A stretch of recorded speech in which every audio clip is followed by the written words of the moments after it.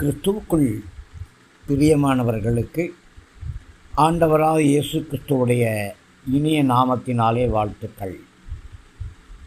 இந்த ஆண்டு இறுதியின் கடைசி மாதத்திலே இந்த 2ஆம் நாளிலே உங்களோடு ஐக்கியப்படுவது மிகவும் மகிழ்ச்சி. இந்த நாளின் தியானத்திற்காக நாம் எடுத்துக்கொண்ட வேத பகுதி சங்கீதங்களுடைய புஸ்தகம் 34வது சங்கீதம் 17-18 வசனங்களை நாம் தியானிக்கிறோம். கர்த்தர் எனக்கு துணையாயிராவிட்டால் என் ஆத்துமா சீக்கிரமாய் மௌனத்தில் வாசம் பண்ணியிருக்கும். என் கால் சறுக்குகிறது என்று நான் சொல்லும் பொழுது கர்த்தாவே உம்முடைய கிருபை என்னை தாங்குகிறது. என் கால் சறுக்குகிறது என்று நான் சொல்லும் பொழுது கர்த்தாவே உம்முடைய கிருபை என்னை தாங்குகிறது. சில நாட்களுக்கு முன்பாக ஒரு சகோதரன் பஸ்ஸில் ஏறினான். பஸ்ஸில் ஏறும் பொழுது அந்த பையனுடைய கால் ஸ்லிப்பாயிடுச்சு. கீழே விழுந்தால் நொடியில் மரணம். ஆனால் அந்த பஸ்ஸில் ஃபுட்பால் நின்றுருந்த இன்னொரு சகோதரன் கையிலாக கொடுத்து அவனை தூக்கி அந்த பஸ்ஸுக்குள்ளே இழுத்து விட்டான். அவனுடைய ஜீவன் தப்பினது. பொதுவாக வெளியிலே போகும்பொழுது சில பேர் வேணும்னு சொல்லிட்டு எண்ணெயை கீழே ஊற்றி இல்லை வாழைப்பழ தோலை போட்டு இப்படி மனிதர்கள் வழுக்கி விழுவதை பார்த்து சந்தோஷப்படுவார்கள். ஆம், ஒருவனுடைய வேதனை மற்றவர்களுக்கு மகிழ்ச்சி. இங்கே தாவீது சொல்லுகிறார், என் கால் சறுக்கிறது என்று நான் சொல்லும் பொழுது, பிரியமானவர்களே, என் கால் சறுக்கிறது என்று நான் சொல்லும் பொழுது, ஒரு சமயம் நானும் என் மனைவியும் பஸ்ஸில் போவதற்காக ஏறினோம். அப்படி ஏறும் பொழுது கால் இடறி நான் படிக்கட்டிலிருந்து கீழே விழ வேண்டிய சூழ்நிலையிலே ஒரு கரம் என்னை தாங்கினதை நான் உணர்ந்தேன். யாருமே கிடையாது. கர்த்தர் ஒரு தேவ தூதனை அனுப்பி என் கால் சறுக்காதபடியாக என்னை தாங்கினார். என்னை கேட்கிற பிரியமான சகோதரா, பிரியமான சகோதரி, பல வேளைகளிலே என் கால் சறுக்குகிறது என்று சொல்லி கலங்கினாயல்லவா? துன்மார்க்கனும் அக்கிரமக்காரனும் அதிகமாய் உன்னை ஒடுக்கினது உண்டு அல்லவா? அதன் நிமித்தமாக தாங்கிக் கொள்ள முடியாத அளவுக்கு துன்பமும் வேதனையும் உங்களுக்கு வந்ததல்லவா? யாரிடத்தில் போவோம், யாரிடத்தில் செல்வோம் என்று அங்கலாய்த்தீர்கள் அல்லவா? மரணத்துக்கும் உங்களுக்கும் ஒரு அடி தூரம்தானே இருந்தது. ஒரு புகை கடந்து போவது போல நான் கரைந்து போய் விடுவேனோ என்று அங்கலாய்த்த காலங்கள் உண்டல்லவா? என்னுடைய காலடி வழுவாதபடி யார் என்னை தாங்குவார் என்று சொல்லி அழுது புலம்பின நேரங்கள் உண்டல்லவா? இந்த காலை வேளையிலே ஆண்டவராகிய கர்த்தர் சொல்லுகிறார், தாங்க முடியாத அளவுக்கு துன்பமும் வேதனையும் உனக்கு வந்தது உண்மைதான். உன்னுடைய ஆத்துமா மௌனத்திலே வாசம் பண்ணக்கூடிய அளவுக்கு உங்களுக்கு வேதனை உண்டானதுதான். பேசவே முடியாத சூழ்நிலை இருந்ததுதான்.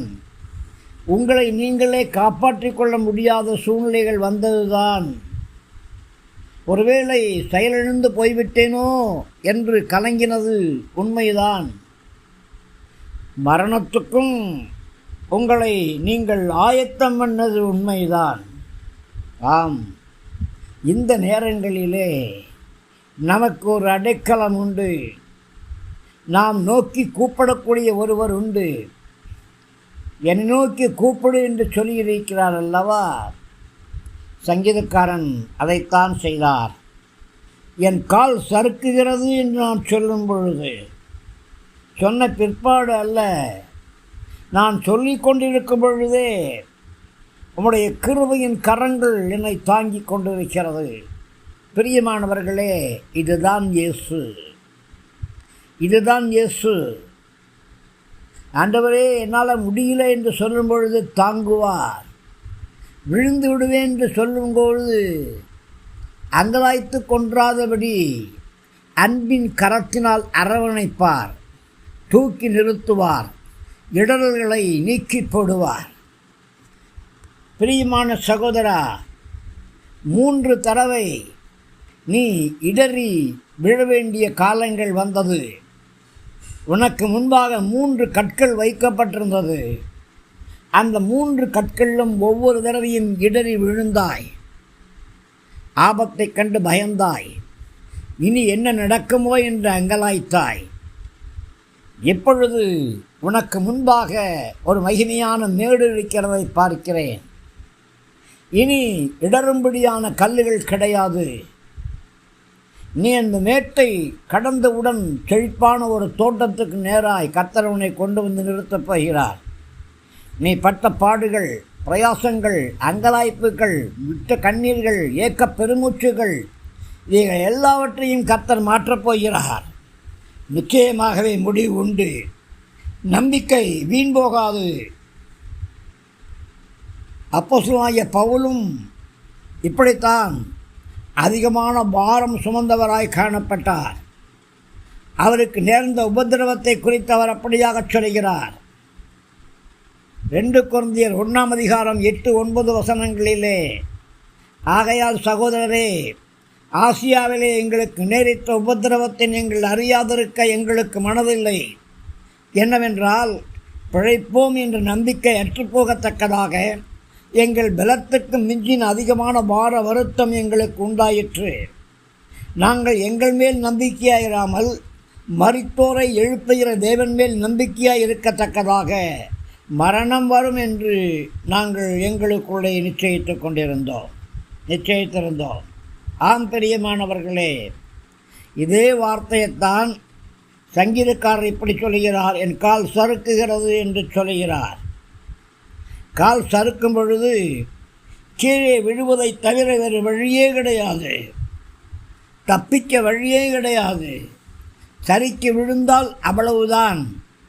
இன்றைக்கு அநேகர் இவன் எப்படி சறுக்கி விழுவான் பார்ப்போம் என்று சொல்லி கைகொட்டி ஏளன பார்வையும் நமட்டு சிரிப்புமாய் உங்களை பார்த்து கொண்டிருக்கிறார்களா? கலங்க வேண்டாம், திகைக்க வேண்டாம்.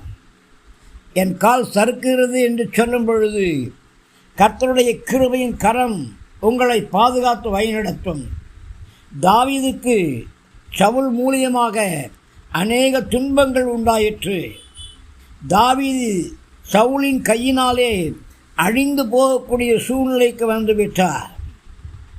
தாவீதின் நம்பிக்கையும் அற்று போய்விட்டது. பிரியமானவர்களே, விழுந்து அழிந்து போகும்படியாக தாவீது கர்த்தரை அபிஷேகம் செய்யவில்லை. நீங்கள் அழிந்து ஒழிந்து போகும்படியாக ராஜ மேன்மையை உங்களுக்கு தரவில்லை. நீங்கள் விழுந்து அழிந்து போகும்படி ராஜரீக அபிஷேகத்தை உங்களுக்கு கொடுக்கவில்லை. நீங்கள் எப்பொழுது கால் சறுக்கிறது என்று சொல்கிறீர்களோ அப்பொழுது அந்த அபிஷேகம் உங்களை தூக்கி நிறுத்தும், உங்களுடைய கால்களை உறுதிப்படுத்தும், உங்களுடைய கைகளை பலப்படுத்தும். தைரியமாயிருங்கள்.